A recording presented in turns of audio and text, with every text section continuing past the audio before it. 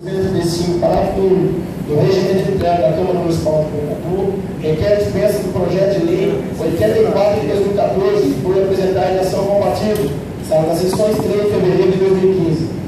Wilson José Zilado, presidente, Renan Santos Ponte, relator, Rodrigo do São Jabu, membro, o vereador que for favorável pela lei central, os convidados se levantam, declara aprovado.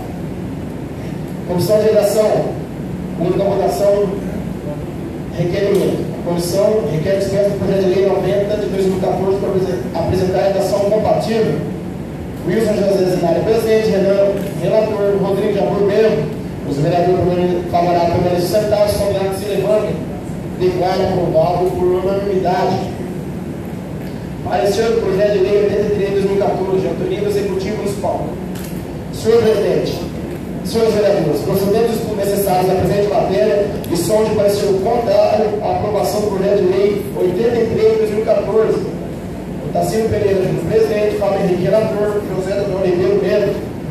Para seletar os novos vereadores que assumam dispõe sobre a planta genérica de valores imobiliários de terrenos e edificações das áreas urbanas, nos termos da Lei 935/98 e 1002/2000, para fim de cálculo do IPTU, de autoria do Executivo Municipal. Os vereadores que for favorável ao parecer contrário permaneçam sentados, contrários se levantam.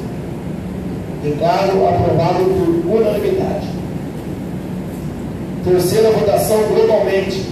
Projeto de lei 92 de 2014, que autoriza o Executivo Municipal a implantar o sistema de linha circular central interbairros e da outras providências.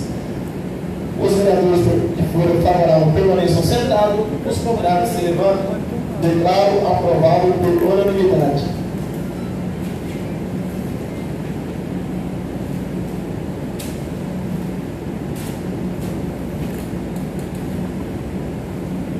Como não há mais matéria para o presente período, declaro encerrada e aberta a discussão especial. Com a palavra, o vereador Wilson José Azinari.